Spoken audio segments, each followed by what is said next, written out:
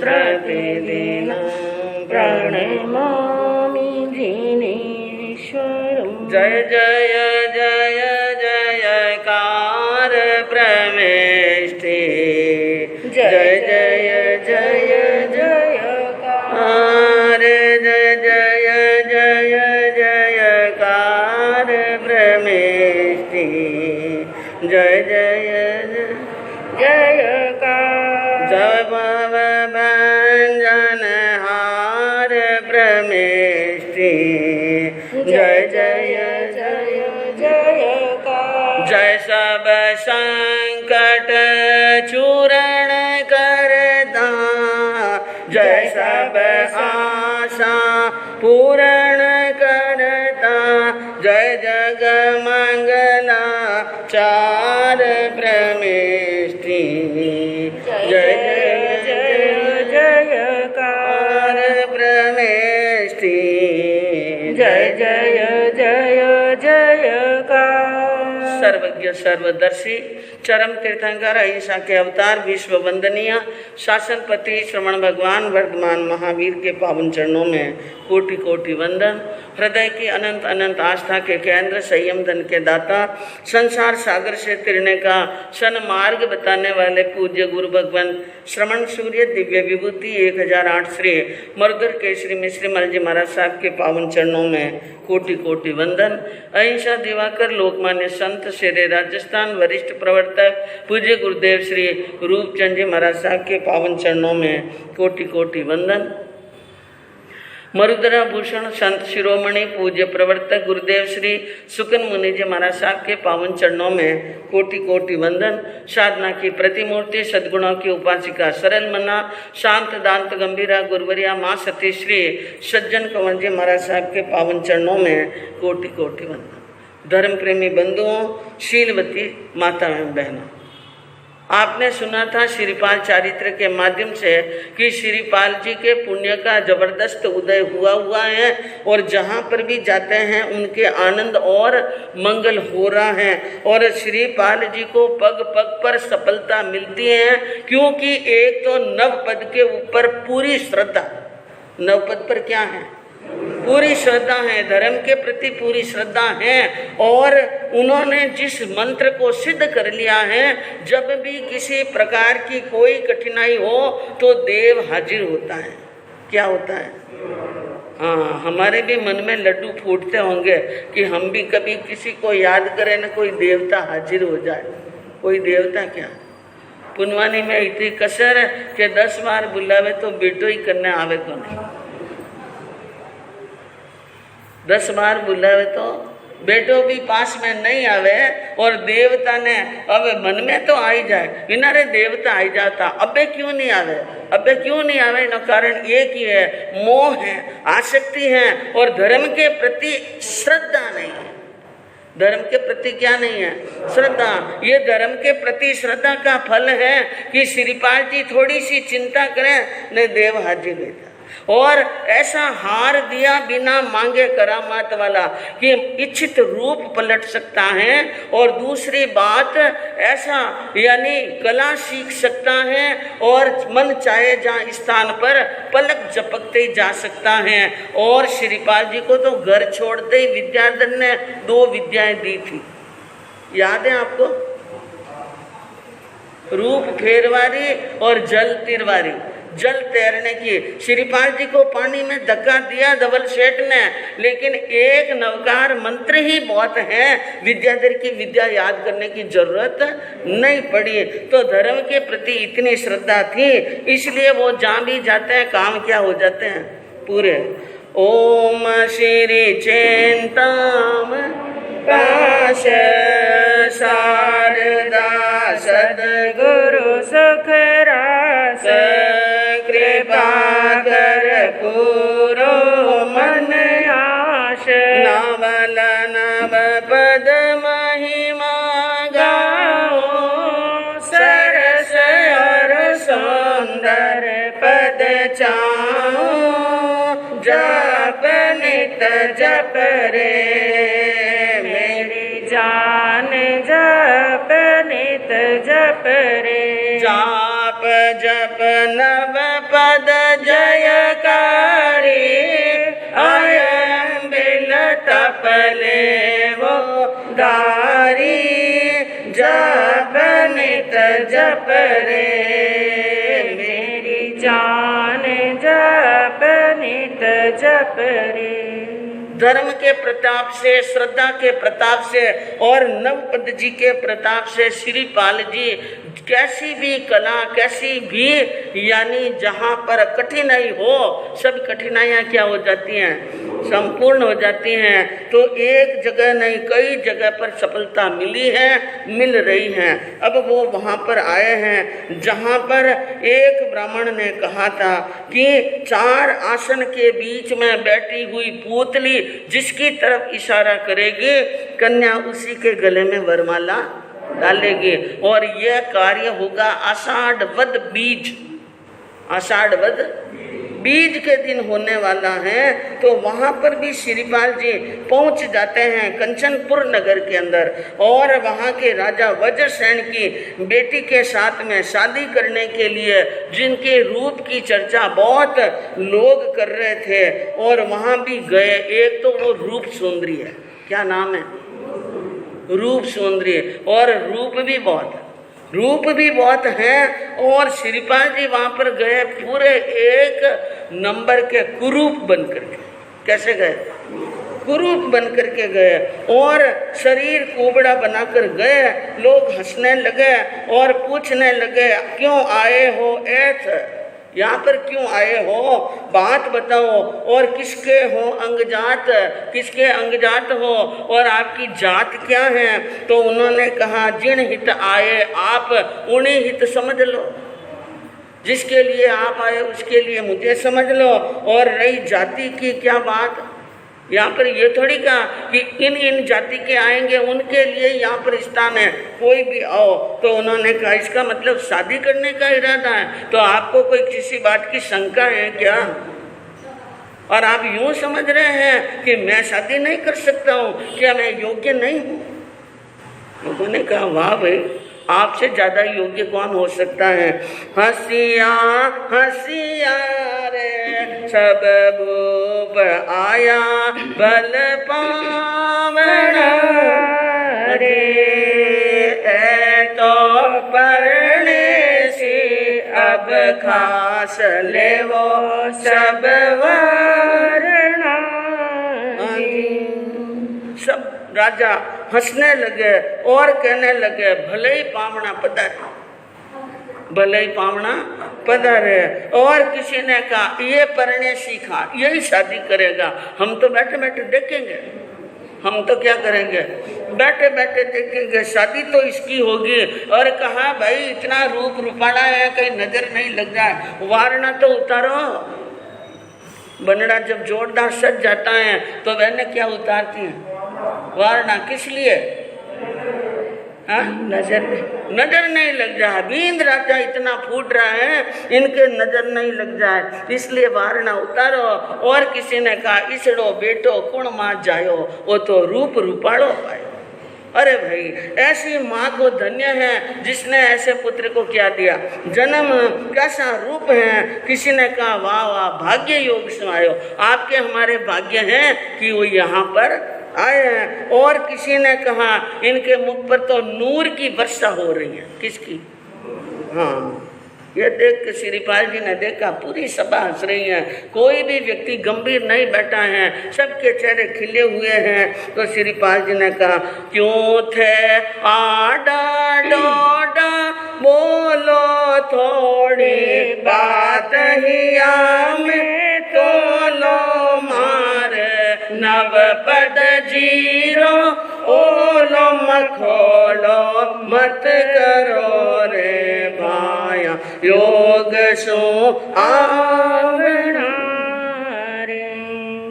कहा भाई मत आडा डोडा बोलो, आडा डेडे मत बोलो, क्योंकि कई यानी राजा का यानी कौतुक करने का स्वभाव, जैसे श्री कृष्ण का कौतुक करने का स्वभाव था, दुनिया को आश्चर्यचकित कर देते। श्रीपाल जी भी कौतुकित है, इसलिए ऐसा रूप बनाया। और कहा देखो किसी को कुछ कहने के पहले हृदय में सोचो, क्या करो, हाँ, सोचो मैं सुंदर हूँ, मैं फूट रहा हूँ, मैं कुरूप हूँ, ये मत देखो। सोचो हृदय में, और मारे नवपत जी रो लो। किसको? मेरे नवपत जी की ओट है, मैं नवपत जी को मानता हूँ, इसलिए मखोलो मत करो, मजाक मत करो। ये मजाक कभी क्या पढ़ सकती हैं? उल्टी पढ़ सकती हैं। ये बातें हो रही थी इतने में रूप सुंदरी, पहले से तो रूप ज्यादा, और फिर 16 क्या कर लिया श्रृंगार। अब रूप में और 4 चांद लग गए, और जो ही मंडप में आई सभी राजाओं की दृष्टि कहाँ पर गई? आहा, क्या विदना ने इसको गढ़ी है, क्या विधाता ने, यानी जिस समय विधाता ने इसको गढ़ा होगा, ब्रह्मा ने इनके शरीर की रचना की होगी पूरी फुर्सत में, बिल्कुल एकदम फुर्सत में बैठे होंगे उस समय। और ये तो प्रत्यक्ष इंद्र परी है, ये तो इंद्र की क्या है, परी है। और सबके मन में लड्डू फूट रहे थे। वो समझ रहा था मैं ज़्यादा सुंदर हूँ और मैं इतना बड़ा राजा हूँ, तन तन करके बैठे थे और अपनी अपनी विशेषताओं को क्या कर रहे थे, याद। लेकिन विशेषता याद करने का मतलब क्या, ये पूतली किसकी तरफ इशारा करे, बात तो यहाँ अटकी है। हाँ, पूतली किस तरफ इशारा करती हैं, तो फिर बाद में देखा पूतली की तरफ कि पूतली क्या बोले, और पर वो पूतली इतने बोली, पूतली खूब जराज प्रणाम। पूतली ने कहा, हे कन्या, कूबजराज के गले में क्या डाल दो, वरमाला।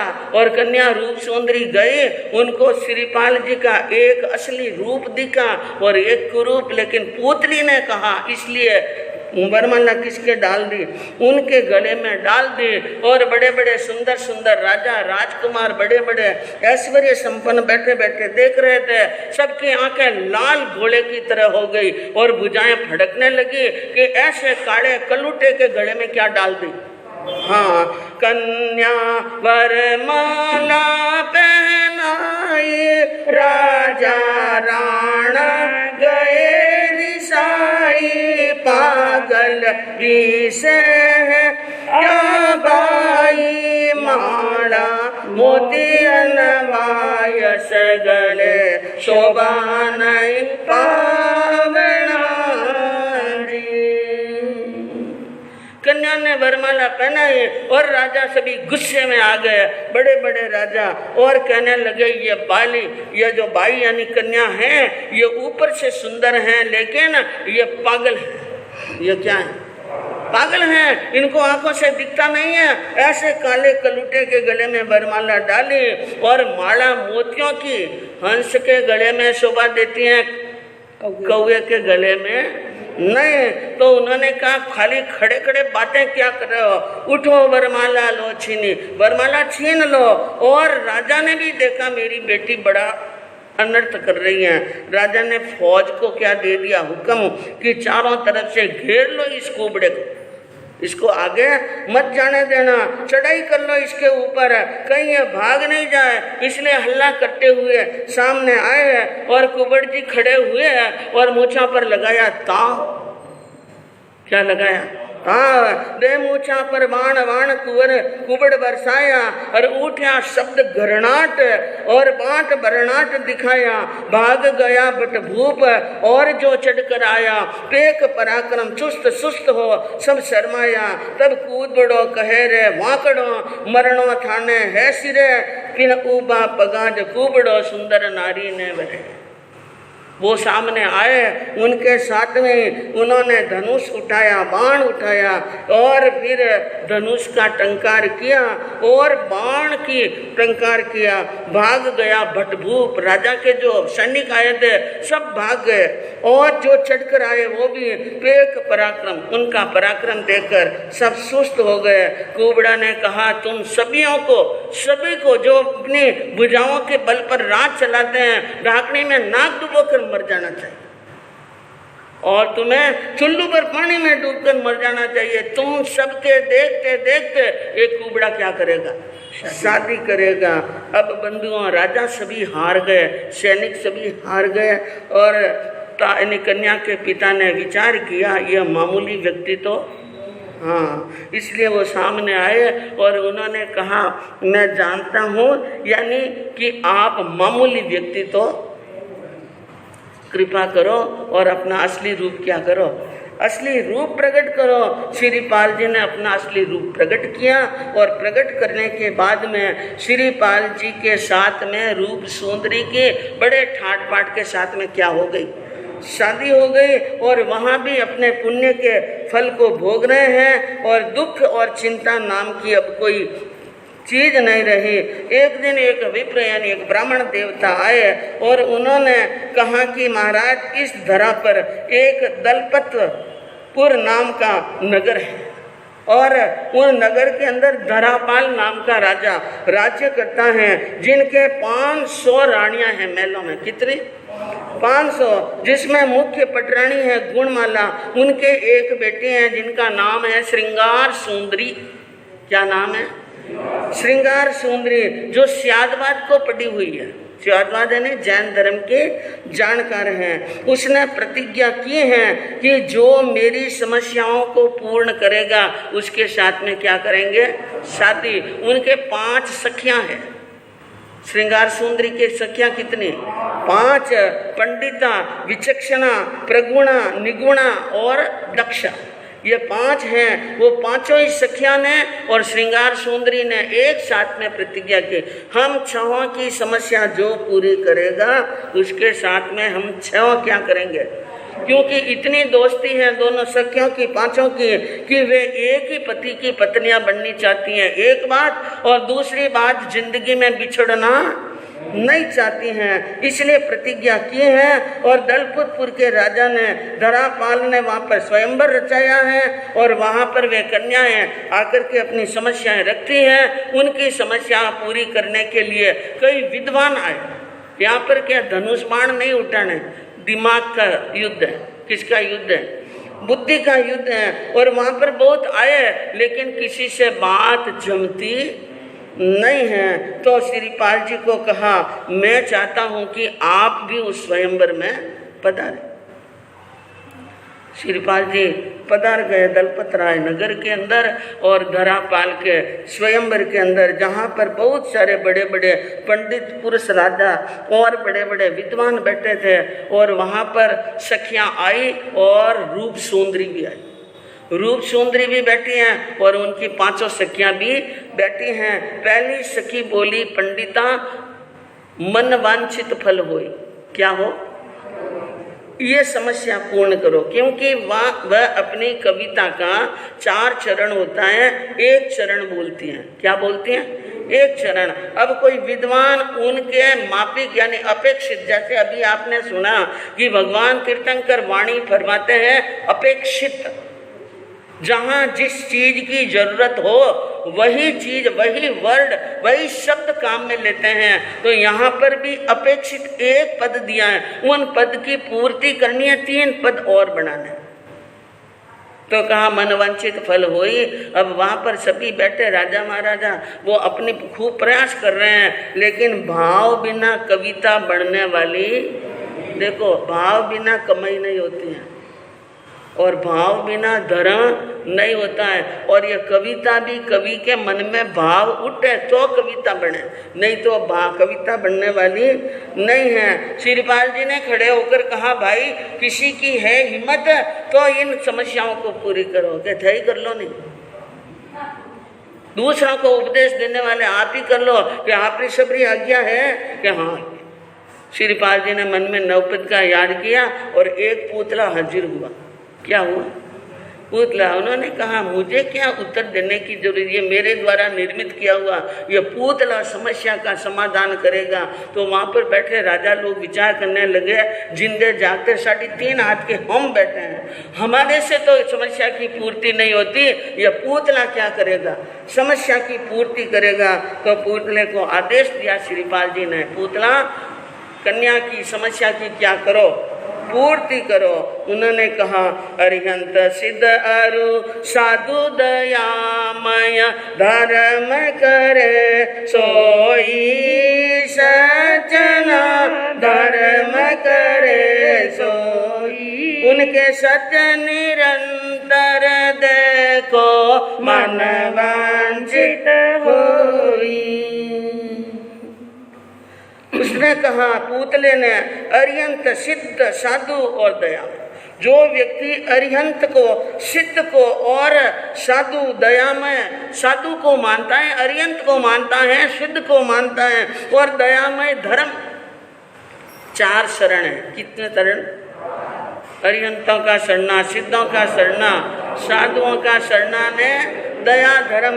बस जो 4 शरण को मानता है, 4 शरण के प्रति आस्था रखता है और सत्य पर निरंतर चलता है, उनके मनवांछित फल हुए। उनके मन चिंतित फल क्या होते हैं? पूरे होते हैं। तो यह बात सुनकर दूसरी सखी की हिम्मत उठी, मन में प्रसन्नता हुई और वो भी बोली, विचक्षणा विक्षित हो बोली, और न देखियो को। उसने कहा और न देखियो को, यानी और किसी ने नहीं देखा। किसको नहीं देखा?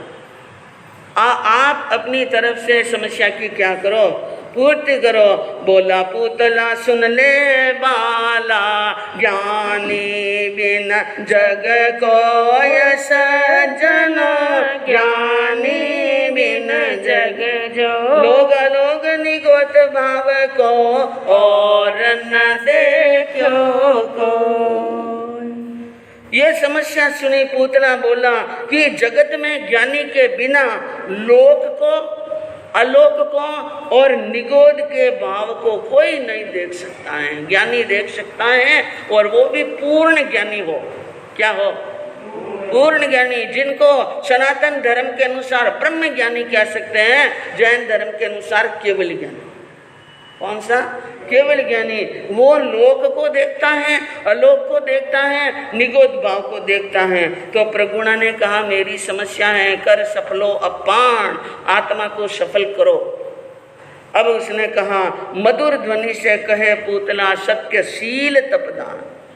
उसने कहा, सत्य धर्म की आराधना करके, शील धर्म की आराधना करके, तप की आराधना कर, दान देकर, समकित व्रत को अंगीकार कर, क्षमा आदि 10 धर्म को अंगीकार कर, आत्मा को सफल करो। यह है समस्या की पूर्ति। अब तीनों की समस्या क्या हो गई? तीनों की समस्या पूरी हुई तो चौथी सखी बोली, निपुणा जितना लिखा लीलाड़। मेरी यह समस्या है कि जितना लिखा लीलाड़ कहे पूतलो कर लो कोई, उद्यम विविध प्रकार, किंतु नर उतना ही पावे जितना लिखा लीलाड़। पता, यानी कितने ही उद्यम कर लो, कितनी कोशिशें कर लो, लाख नहीं करोड़, लेकिन मनुष्य को उतना ही प्राप्त होता है जितना ललाट पर लिखा हुआ है। 5वीं सखी बोली, तस जग सब जन दास। वो कौन है जिसका सारा जगत क्या बन जाता है? दास बन जाता है। पूतलो कहे, शाबाश। पूतला ने कहा, बहुत बहुत धन्यवाद, तुमने बहुत अच्छी बात कही। जिसके हृदय सुवास, जिनके हृदय में सद्भावनाओं की सुगंध हो और जो भक्ति करने वाला हो, जो दान देता हो और दूसरों का गुण लेता हो, ऐसे लोगों के, सज्जनों के सारा जगत क्या बन जाता है? दास। अब सखियों की सभी इच्छाएं यानी समस्याएं पूरी हुई तो अब श्रृंगार सुंदरी, रूप कौन? श्रृंगार सुंदरी उठी और उसने कहा, मेरी समस्या है, रवि पहले उगंत, सूर्य के पहले ही उदय हो जाता है। ये क्या है? यह कौन है जो सूर्य के पहले उदय होता है? उसने कहा, पूतलो कहे, साबा अपयस ले मरता, कोई न याद करंत सजन, कोई न याद कर। यसले जो मानव जाता, वो रवि पहले उगंत। पूतला ने कहा, जो व्यक्ति अपयश लेकर के जाता है, लोग उनको याद करते हैं, लेकिन सूर्य उदय होने के पहले नहीं। सूर्य उदय होने के पहले किसको याद करते हैं? राम को, भगवान को, अपने इष्ट देव को, सज्जन पुरुष को, धर्मात्मा पुरुष को, ज्ञानी पुरुष को। ऐसे पुरुष हैं, सूर्य उदय होने के पहले उनके नाम की लोग क्या फेर देते हैं? हाँ, सूर्य तो बाद में उदय होता है। और कोई ना समझ सुबह सुबह उठकर रावण का, कंस का, दुर्योधन का नाम ले ले तो कहते हैं, नहीं भाई, सुबह सुबह क्या नाम ले लिया, पूरा दिन खराब निकले। पूरा दिन क्या निकलेगा। हाँ, और हमारे मारवाड़ में तो यहाँ तक सवा पैर दिन चढ़े ना, तब तक कोई ऐसा नाम ले ले तो क्या कहते हैं भाई, राजा कर्ण का टाइम है। किसका? एक पैर तक सूर्य उदय होने पर सूर्य पुत्र कर्ण एक पैर तक सोने का दान देता था। किसका? एक पैर तक सोने का दान देता था। तो मारवाड़ में सुबह सुबह कोई अपशब्द बोले या कुछ करे ना, कहते राजा कर्ण का टाइम है भाई, सुबह सुबह ऐसी बात मत करो। तो जिन्होंने समय को खरीद लिया, किसको खरीद लिया? समय को। उनको सूर्य उदय होने के पहले याद करते हैं। सूर्य बाद में उदय होता है, रवि पहले उगंत। अब सब कन्याओं की समस्या क्या हो गई?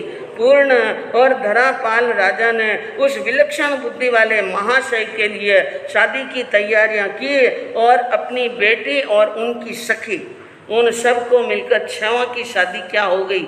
एक साथ में। और वहाँ पर एक अंगन भट्ट नाम का ब्राह्मण था, जो उस विचक्षण शक्ति बुद्धि वाले को देखकर कहा, महाराज कोल्हापुर नाम का नगर है, पुरंदर नाम का राजा है, विजय श्री रानी है, उसके 7 पुत्र पर एक बाई, एक कन्या ने क्या लिया है?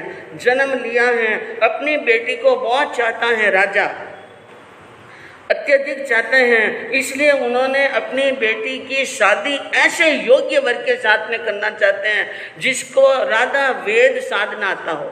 क्या आता हो? राधा वेद। और राधा वेद क्या होता है? राधा वेद के लिए बताया, एक स्तंभ है, एक स्तंभ होता है, एक स्तंभ के ऊपर 8 चक्र होते हैं। क्या होते हैं? 8 चक्र। और 8 चक्र के बीच में एक पूतली होती है, और वो पूतली एक आंख से काणी है। एक आंख से क्या है? काणी है। और जिनका नाम है राधा। पूतली का नाम क्या है? राधा है। और वहां पर नीचे एक तेल का कड़ा पड़ा है। आपने महाभारत देखा? और महाभारत में अर्जुन राधा वेद साधता है। जो श्रेष्ठ धनुषधर होता है वो इस राधा वेद साधता है, बाकी साधारण व्यक्ति नहीं साध सकते हैं। तो उन्होंने कहा, जो व्यक्ति तेल में परछाई देकर ऊपर धनुष बाण करके और उस पूतली के यानी बाएं आंख में बाण मार ले और पूतली नीचे गिर जाए, वो होता है राधा वेद। वो जो साधेगा उनके साथ में उन कन्या की क्या होगी? शादी। और वो जिनका पुत्र हैं वो सुनेगी कि मेरे बेटे ने कल राधा वेद साध कर शादी की है, तो उनकी आत्मा में बड़ी प्रसन्नता होगी। वहाँ पर बड़ा मंडप रचा हुआ है और धरती पर रहने वाले बड़े बड़े राजे महाराजे आए हैं, लेकिन आज दिन तक राधा वेद किसी ने साधा नहीं है। इसलिए हमने आपके सामने अर्ज गुजारी है। तो वहाँ पर उन ब्राह्मण की बात सुन श्रीपाल जी ने अपने कानों के कुंडल खोलकर दक्षिणा में दे दिए, क्योंकि महापुरुष होते हैं वे ऐसी बधाई देने वाले और फिर ब्राह्मणों को देवता समझते हैं, इसलिए दान दिया। और फिर वहाँ से राधा वेद साधने के लिए कोल्हापुर नगर में गए और वहाँ पर बहुत सारे राजाओं के बीच में श्रीपाल जी बैठ गए। धरापाल यानी वहाँ के पुरंदर राजा ने घोषणा की, ऐसे ऐसे राधा वेद साधना है, लेकिन कोई राजा कुर्सी से उठने के लिए तैयार नहीं है। सब ऐसा लगता है कि कोई ने उनको वहां पर चिपका दिया, क्योंकि उठे न राधा वेद नहीं सदे तो हंसी के क्या बन जाए पात्र। और कोई कोई हिम्मत करके जो बड़े अकड़ तकड़ वाले होते हैं उठ जाते हैं, लेकिन उनसे काम पूरा होता नहीं है, तो हंसने वाले ठाके लगा लगा कर क्या करते हैं? हंसते हैं। तो कोई उठे कोई नहीं उठे और पूतली चारों तरफ घूम रही हैं। श्रीपाल जी ने कहा, भाई उठो, राजा की जो समस्या है और ये काम पूरा करो। उन्होंने कहा, आप उठो को नहीं, आप खुद ही उठ जाओ सा। उन्होंने कहा, आपकी आज्ञा है तो मैं उठ जाऊँ। ठीक है, आप कहो तो उठ जाए। हार के हिम्मत सब बेटा, मानो जो कुर्सी पर छेटा, उठे श्रीपाल समर सेटा, पलक में पुतली को पटकी, मनहु करी मार की जाप नित जप रे, मेरी जान जप नित जप रे।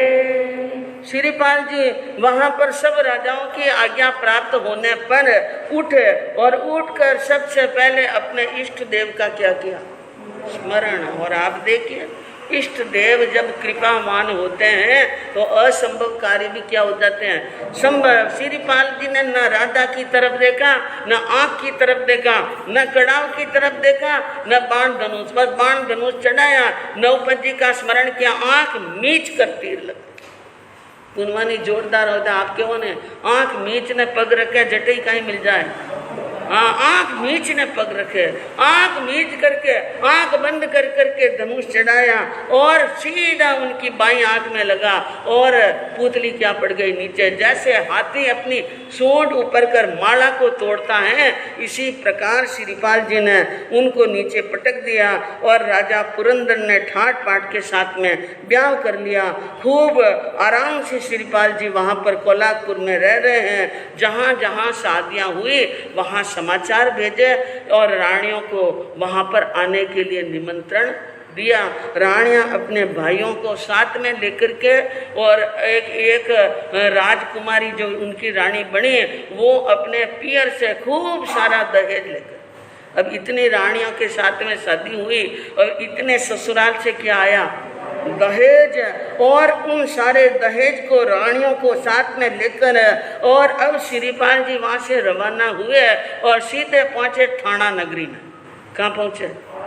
याद है थाना नगरी कौन सी? जहाँ पर श्रीपाल जी को सूली पर चढ़ाने का क्या दिया था? हुक्म। और वहाँ पर उनको भांड घोषित कर लिया था। उन यानी नगरी में थानापुर में आए ससुर राजा को समाचार मिले कि मेरे पावने पधार रहे हैं, तो बड़ी प्रसन्नता हुई। कमर साहब को मिलने के लिए खूब जोरदार तैयारी की और ठाट पाट से ले गए। और अब ससुर राजा ने सोचा एक तो मेरे बेटी, कितने और बेटा है ही नहीं, इसलिए उन्होंने देखा मौका ठीक है, मैं ठेठ संन्यास आश्रम की अवस्था में जा रहा हूँ, एक दिन अच्छा मुहूर्त देख श्रीपाल जी को कहा आपको हम कम्बुद्वीप और थाना नगरी के क्या बना रहे हैं? राजा घोषित करते हैं। जहाँ पर धरापाल राजा ने श्रीपाल को, कुंवर श्रीपाल को अब श्रीपाल राजा बना दिया। क्या बना दिया? राजा। और आप धर्म ध्यान में लग गए। अब श्रीपाल राजा बने हुए थाना नगरी की व्यवस्था संभाल रहे हैं, कम्बुद्वीप को संभाल रहे हैं। लेकिन एक दिन मैना सुंदरी की क्या आई? मैना की याद एक रैन आवता हो गए बेचैन, नींद तो रूठ गई नैन, रानियां यूं देखी घबराई, पूछे वे चिंता क्यों छाई, जाप नित जप रे, मेरी जान जप नित जप रे। मैना सुंदरी की याद आई और आते ही उनके मन में बेचैनी होने लगी और बेचैनी में नींद आती नहीं है। श्रीपाल जी टहलने लगे झरोकों के अंदर। रानियों ने देखा आज नाथ को कोई न कोई चिंता है, इसलिए बड़ी रानी यानी मदनावती आई, रतन मंजूषा आई और कहा क्या बात है, किस बात की चिंता है, कोई शरीर में वेदना है? उन्होंने कहा नहीं, शरीर में वेदना नहीं है, मेरी एक पटरानी है। मेरी क्या है? पटरानी है मैना सुंदरी, जिसके कारण से आज मैं स्वस्थ हूँ, उसकी मुझे याद आई है। घर से रवाना होते समय जबान दी थी 12 वर्ष 8वें दिन सूर्य उदय होते मैं कहाँ मिलूँगा? उज्जैनी नगरी में। और अब दिन क्या रहे हैं? बहुत थोड़े। मुझे वहाँ पर जाना होगा। अगर मैं कवल पर नहीं जाऊँ तो वो मुझे छोड़कर दीक्षा अंगीकार कर लेगी। रतन मंजूषा ने कहा महाराज ऐसी बात है तो देर किस बात की, रातों रात तैयारी करें। सबको बुला करके तैयारी करो और उनको कह दो कि भाई जल्दी से तैयारी करो, सूर्य उदय होने के पहले ब्राह्म मुहूर्त में यहाँ से हम प्रस्थान करेंगे। तो महारानी की बात सुना राजा ने, श्रीपाल राजा ने कहा ठीक है। तो हाथों हाथ अनुचरों को, नौकरों को, सबको बुलाया और कहा सबके सब लवाजमा एक साथ में क्या हो जाए, तैयार हो जाए। और श्रीपाल जी ने कहा सबसे बड़ी बात तो मेरी जगत जननी, मेरी माँ मिलेगी वहाँ पर। उज्जैन में कौन मिलेगी? माँ के दर्शन करने हैं, देर नहीं लगानी है, मुझे घर पर जाना है। रतन मंजूषा ने अपनी होशियारी से सारी तैयारियां की और ब्राह्म मुहूर्त में लवाजमा रवाना हुआ। और जहाँ जहाँ जिस रास्ते से चलते हुए आ रहे हैं, जिन जिन मार्गों में जो जो राजाओं के नगर, गांव और बड़े बड़े शहर आ रहे हैं, वो श्रीपाल की दल बल को देखकर कि कोई हमारे पर आक्रमण नहीं कर ले, हमारा राज्य नहीं लूट ले, इसलिए उचित भेंट लेकर के आते हैं और कहते हैं हम आपकी आज्ञा में हैं, हम आपकी आज्ञा में हैं। इस प्रकार गंगा के पूर की तरह उनका वीर भट्टों की सेना बढ़ रही है और मार्ग में चलते हुए श्रीपाल की सेना देखकर बाकी के राजा थरथर जूझ जाते हैं। लेकिन ऐसे चलते चलते राजा श्रीपाल जी बहुत आगे चले जाते हैं। एक सुपार्शपुर नगर आया, वहाँ पर राजा खुद अगवानी करने के लिए नहीं आया और मंत्री को भेजा। किसको भेजा? मंत्री को भेजा। तो उनको चिंता हुई, यानी श्रीपाल जी ने मन में विचार किया बाकी सभी जगह तो राजा खुद अगवानी करने के लिए आते थे और यहाँ पर राजा अगवानी के लिए नहीं आए, मंत्री क्यों आए? तो उन्होंने पूछा आपके राजा क्यों नहीं आए मिलने के लिए? कि हुजूर वे आने के लिए तैयार थे, लेकिन रात में अघटना घट गई। क्या घट गई? अघटना। राजा की एक ही लड़की थी और वो लड़की, वह कन्या जिनको रात्रि के अंदर एक काले नाग ने डस लिया, वो मर गए हैं। उनका दाह संस्कार करने के लिए शमशान में गए हैं, जिनका नाम है तिलकवती, तिलक सुंदरी। उन्होंने कहा अच्छा। उन्होंने कहा मुझे और कुछ नहीं सुनना, मुझे शीघ्र ही शमशान भूमि में ले जाओ जहाँ कन्या का दाह संस्कार हो रहा है। और उस स्थान पर श्रीपाल जी को लेकर के गए और श्रीपाल जी वहाँ पर पहुँचते ही उन्होंने जो विमलेश्वर देव का दिया हुआ हार था पानी में खंखोल कर उस पानी को कन्या के मुंह में डाला जो चिता पर सो रही थी। कहाँ सो रही थी? थोड़ी देर के अंदर कन्या के शरीर में हलचल हुई और कन्या उठकर बैठी हुई और बैठी होने के बाद में पिता से पूछा पिताजी मैं यहाँ पर कैसे? और ये महाशय कौन? कि ये तुम्हें जीवन देने वाले हैं। ये क्या है? जीवन देने वाले हैं। तो बंधुओं वहाँ पर श्रीपाल जी को भी बड़ी प्रसन्नता हुई कि एक के प्राण बचे, मरने नहीं तो जलाकर राख कर लेते थे। राजा को भी बड़ी प्रसन्नता हुई और अब राजा ने निवेदन किया कृपा कर मेरी बेटी के साथ में क्या शादी। अब शादी कैसे होगी? कल करेंगे शादी। और श्रीपाल जी अब उज्जैनी नगरी में कैसे पहुंचते हैं? नवपत जी का आज 8वां दिन है और नमो चारितस की 21 माला फेरनी, 70 लोगश का ध्यान करना, 70 नमोत्तम देना है। ओम ब्राह्मणे